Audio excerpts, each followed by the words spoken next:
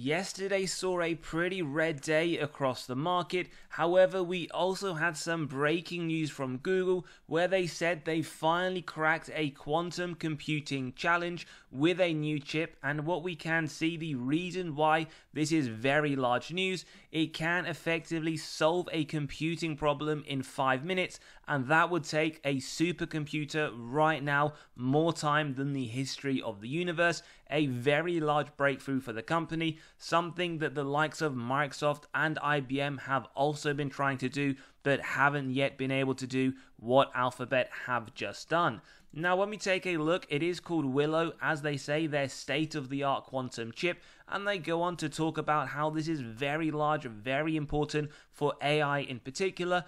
We note here it can reduce errors exponentially as they do scale up what they call more qubits, and it is a breakthrough, something that the field itself has pursued for more than 30 years. As we said, something that even the fastest supercomputers right now could not do. It would take them an incredible number of years. Now, we can also see the CEO himself, Sundar Pichai, has gone through and pretty much discussed the same information. Quite notable, even Elon Musk is very, very impressed by this. And you know Elon, he is someone who has had many breakthroughs in his career, and therefore this is something we should also sit up and take note. When we take a look at Google itself, it is up around 4% in the pre-market, and one thing that we really want to highlight with this company is that it's currently trading at a forward P around 22.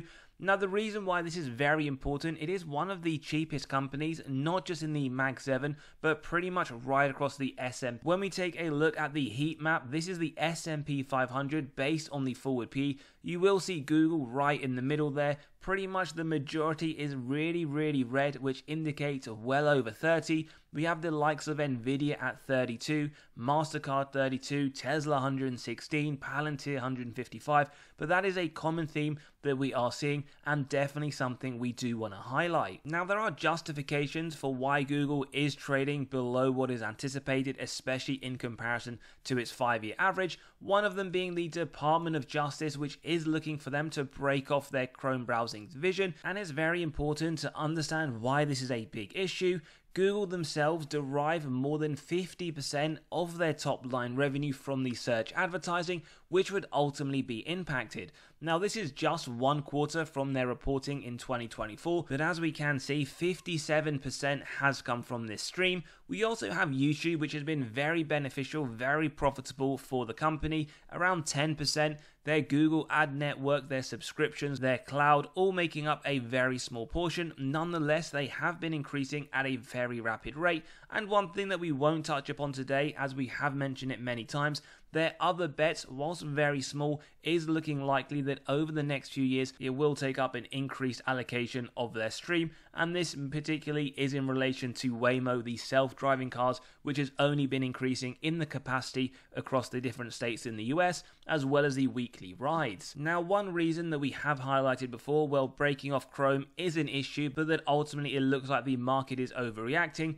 because when we've looked at this article, they run through the individual parts of Alphabet. How much would this company be if we were to split out the cloud business, if we were to split out the YouTube as well as the other parts? And ultimately, the analyst has come to the conclusion that there is enough margin of safety for this company right now for what they are facing.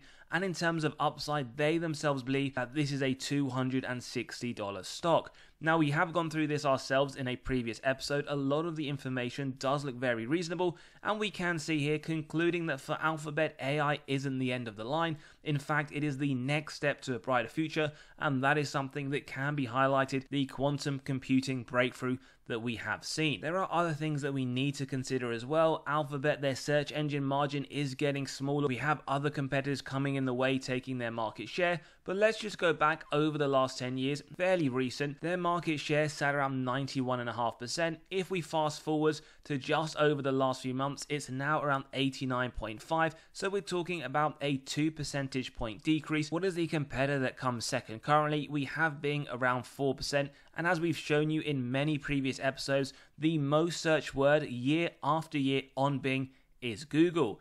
Now, we can't just stop there when talking about their market share in this particular area, given the fact it makes a large portion of their top line, more than 50%. But we also want to highlight a lot of these baseless articles that have come out where they estimate here their search ad market could drop below 50% for the first time in a decade as AI search engine booms. Now we're going to discuss why we see that as a little bit baseless, but a few things that we need to highlight with regards to this. They talk about how Google used to be pretty much a verb, go and Google this, go and Google that, but they talk about Gen Z as well as Gen Alpha that aren't using this. In fact, they refer to searching now instead of Googling. Now, it is also important to understand that there are rises in other AI tools. We have OpenAI's ChatGPT, we have Perplexity AI, but we don't actually see any of this impacting their top line as of yet. We'll go on to show you their latest earnings as well, but it doesn't just stop there. We have articles, this is just over the last few months. Google is losing market share to ChatGPT. What does it mean? And they come out with some ridiculous accusations that their top line is going to be dropping a very large and substantial figure without really backing it up with any evidence. We have another one here. Again, we have covered this, although this article is fairly new, just a few weeks ago, that Google is now for old people and anyone that uses this platform is essentially classified as old. Now again, what is this pretty much based on? They talk about some very similar things where the younger generation aren't using Google itself, they're using other searching platforms like ChatGPT, like Perplexity, and they believe in 2025, the next full year, that their search engine, as we saw from a previous article, will fall below 50% for the first time since they did start tracking it. Now, Google themselves aren't oblivious to this. This is something that is on their radar, and they have said that evidence at trials show that they face fierce competition from a broad range of competitors, and we don't believe they are going to stand by and let pretty much their largest portion of revenue start to decrease over the longer term, and that they will come up with ways, as they have done in the past, to continue to propel that top line higher and higher. The reason that we're not believing too much into this thesis that their top line is going to be hit very strongly, we also have to point out that other areas of Google's revenue has started to increase at a very strong rate. One of the notable ones here is the cloud revenue. Now, this is their latest quarter, where on a year-on-year comparison, their cloud income stream is up around 35%. And it's not just that. When we take a look at their earnings per share, very, very promising. 212, up from the 185 the market wanted, as well as their revenue outperforming. Now, the market, very interestingly, it doesn't do this with many other companies, but they have other streams that they pay particular attention to. Well, YouTube revenue, that outperformed, yes, marginally, but nonetheless higher than what the market were expecting. Google Cloud revenue, not only higher, but we saw a large increase from the same quarter last year, and their traffic acquisition costs, again, showing that this company isn't slowing down. In fact, their revenue as a whole, when you compare it to the same quarter last year, is up 15%. We also had the CEO here mention that the full stack of AI products is now operating at a scale and being used by Google's billions of users, creating a virtuous cycle. Very similar when we do think about a company like Apple, a very large ecosystem. You have the iPhone, the iPad, the iCloud, and many others. Google has something similar. You have your Gmail, you have your YouTube, you also have your Google Drive and many other applications. And this, we believe, will only get more and more as they do start to leverage a lot of the AI that they have been bringing out and will continue to do. And we are excited to see how this quantum computing will be able to drive more shareholder return. Now, when we take a look at their earnings moving forwards, over the next 4 quarters, they are expecting large growth. In fact, 2 of them large double digit, notably the next quarter at just under 30%. And we also like 4 out of 4 beats over the last year, 100% track record, great historical forecasting accuracy, 100%, giving us faith they will be able to hit their 895 anticipated for the next full year, lowering the forward PE to 19.6. Now, we also want to highlight some of the financial metrics just to back up that this is a high quality company, as well as the growth that we have seen on a continued basis. Now, we'll run through these valuation metrics. They get a dividend safety score of 80, but as they just recently became a dividend paying company in 2024, there is no growth as of yet. Now, we also note their dividend is safe, a dividend cut is unlikely, no surprises at all. And when we look at the key metric from the 07-09 Great Recession, no dividend was paid, no comparative data. They had plus 8% sales. That was well above the average of the S&P, which was in fact negative 12. And when we take a look at the first valuation model based on the forward P, Bear in mind, we're not looking at any of these models in isolation. We will conclude when we run it through our own DCF model towards the end that this blue tunnel gives us the expected fair price. Right now, it sits below that, indicating severe undervaluation. We also use dividend yield theory on this channel, which tells us a company is undervalued when the current yield sits above the 5-year average. This would be pretty irrelevant to use given they've only just started to pay. What is a lot more relevant is the forward PE that sits around 20. That is below the 5-year average. Again, another undervaluation signal. And right now, we see it pretty much in line with the communication sector as a whole at 20.4. Now, yes, we do like to use free cash flow on this channel as opposed to earnings, which is susceptible to manipulation by management through accounting. Now, below 60% for the free cash flow, they've only recently paid around 11% over the next 12 months, which means we would be very surprised if we don't get some very attractive dividend increases moving forwards. Free cash flow per share, we want consistent increases over the longer term, has increased more than 5x, and over the next 12 months, massive jump anticipated to $7.08. And then we have here their sales growth just over the last 10 years. Every single year has been a double-digit increase, bar 2023 at 9%, trailing 12-month at 14%, indicates to us 2024 will be another. Now, we don't see any growth slow down. Yes, some years have been a little bit higher than others, and we also have to incorporate that there are other streams, bar their Google ad search, which is increasing very high. As we just mentioned, cloud revenue is one of them. From a numerical perspective as well, we can in fact note nearly 5 times growth over the last 10. And why we highlight shares outstanding on this channel, we want companies that return excess cash to shareholders through those share buybacks, something they have done over the last 10 years, always a nice added bonus, especially now they have become a dividend paying company. One of our favorite metrics, ROIC, 10% or more, give us faith management are able to effectively allocate their capital. Very good, especially over the last 3 years, 32% on a trailing 12 month. Investors will love to see that. Very attractive number there, well above the minimums. Operating margin, 2 things that we always want to look out for high quality companies. Above 12% minimum, which we get, but also operating efficiencies with the margins going up. We get a little bit of that. Nice to see 32% on a trailing 12 month. And free cash flow consistently above the minimums. Nice to see the very strong numbers year on year. Finally, we move to probably the best metric you will see on this channel, the net debt to EBITDA. EBITDA referring to the earnings before interest, tax, depreciation, amortization. Below 3 is what we want to see. The numbers that you see below, or the lack of in Google's case, are the number of years it would take the company to pay off all of their debt net of cash on hand, highlighting to us right now, Google, it won't even take them 1 day to pay off all of their debt net of cash on hand. Phenomenal balance sheet. Now, before we continue, we want to let you know we have just released our latest free weekly article where we run through one stock we are buying heavily this month. Now, we deliver this every single Monday morning to your inbox, where we also cover severely undervalued stocks for your attention, as well as what's gone on in the market over the last few days. So click below, you can sign up, start reading straight away, and also grab 28 undervalued dividend stocks for the month of December, the upside that Wall Street themselves see over the next year. And on top of that, you can grab a recently released copy of 29 stocks that Wall Street themselves believe have the most upside right now in the S&P 500. So click below, you can sign up and start reading straight away. Now, we've already highlighted their top line revenue, which has looked very strong over the last 10 years, growing double digit nearly every single one of them. But we also want to highlight here the bottom line net income. What story does it have to tell us? And we can see pretty much following the same momentum as their top line, moving in the right direction. And we also notice, based on the trailing 12 month for their bottom line, massive growth is anticipated to continue. We also like to show you the balance sheet quick health check, total cash versus total debt. Although we already alluded to earlier, a very strong balance sheet. Total cash, similar to revenue, increasing over the longer term, going from 62 billion to 93 in the latest quarter. And then we compare it against their total debt numerically and directionally, because one number here will not tell us anything in pure isolation. And whilst it has increased over the longer term from 8 billion to just under 30, their cash is far superior and reinforces what we said, it won't take them 1 day to pay off all of their debt net of cash on hand.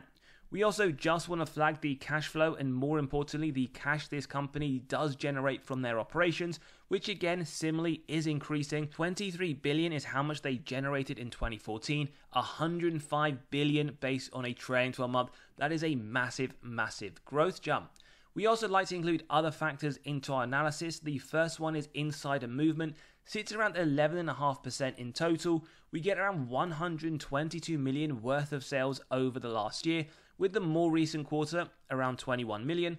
Now, full transparency, we will show you the numbers, but we don't see this as a bearish signal. Management sell for many reasons, personal and financial. The most recent one we do get just last week, the CAO, the Chief Accounting Officer, sold over 1,300 shares, netting them $232,000. As we said, not one we do use, but you do have the information if you want to incorporate it yourself. We do the same analysis on institutions, 40% ownership, 33 billion worth of sales over the last year, nearly double during the same time frame, coming to 54 billion. And we also notice in the more recent quarter they have been buying, so very bullish institutions, buying over the last year, buying in the more recent quarter more than they have been selling. But as always, do your own due diligence, never copy what insiders or institutions do. Then we move on to the gradings. The first one is the valuation, where they get an F. Now this is due to the fact they compare it to a sector which we don't believe may be accurate, and it is pretty much concluded no matter which metric you do use, this company is trading at a premium. Again, information is there, but particularly for Google, this isn't one that we would say is fairly accurate and representative. We then move on to the growth, where they get a B. Year-on-year revenue up 14%, higher than the sector at 1.6. Revenue on a forward-looking basis, 11.4, higher than 2.22 of the sector median. But we really want to emphasize the earnings per share over the next 3 to 5 years, anticipated to grow at just under 17%, where the sector sits at around 11. We then move on to the profitability, very strong at an A+. Gross margin 58%, sector median 52%, bottom line 28%, sector median 3.6%, and we can also see their cash from operations 105 billion as we showed earlier, significantly higher than the sector median at 291 million. Now we also want to let you know the analyst summary. We have Seeking Alpha with the buy, Wall Street with a buy at 4.41 out of 5. Bear in mind 4.5 would turn this into a strong buy, and whilst Quant with their typical hold coming in at 3.49, the 3.5 would flip them to a buy, so they're pretty much sitting on the fence. Now 2 more things before we do jump into our own valuation model. Comparing them against the sector, we have Meta, Tencent and a few others. Now over the last year, up 32%, one of the best performing. Over the last 5 years, up 162%, just second to Meta Platforms. And over the last 10 years, the same to be concluded, up very strongly, 577. As always though, bear in mind, past performance isn't an indicator of the future. They could perform a lot better, they could also perform a lot worse. Now we just want to compare it against the S&P, pretty much in line just over the last 12 months. When we expand it to the last 5 years, Google has outperformed, and over the last 10 years, massive outperformance. Question is though, can it continue to outperform over the longer term, over whatever your time horizon is? These are questions you do need to ask. Now let's jump into the valuation. As always, if you do enjoy the content, value is being provided. Smash that like button, hit that subscribe and bell button so you are continually notified of these videos as they drop. Now, our intrinsic value of 215 is derived from the DCF model, where we have the free cash flow year on year, average growth at 24%. We've gone a lot lower at 12%. With the discount rate at 8%, we get the present value of future free cash flows and terminal value, add together with the cash, subtract total debt, get to the equity value, divide by the shares outstanding, and as we can see here, 215 indicating upside of 20%. Now these numbers are subjective. You can grab a copy of this model by clicking on the pinned comment below, running through your own numbers, whether it is for Google or any others, but we'll show you for full transparency at the 10% rate, intrinsically 188, indicating 5% upside, and at 14% for those that are a lot more bullish, $247, 38% upside. But as always, we take the medium rate where we do apply a margin of safety, and we always like to start off with 10%. We execute on that if it meets our 3 golden criteria: wide moat, strong financial metrics, and good forward-looking data. If you believe that in today's episode, a buy at $194, then we keep going till it's near the current trading price. Now, not at the 20% level anymore, given it has increased just over the last few days, but you are getting at least 15% up to $183. And Wall Street, as we saw, they have a buy rating, not far off now, a strong buy, where their price target is $212. they see upside of 18% over the next year. As always though, do give us your thoughts in the comments below whether or not you are looking to add this, maybe a hold, or in fact you've recently sold. If you enjoyed the episode, value was provided, smash that like button, hit that subscribe and bell button. Don't forget to sign up to the free weekly newsletter below, grab those spreadsheets, and come and join us in the Patreon where we do talk about our weekly buys and sells. As always, have a great day and we'll see you all on the next one.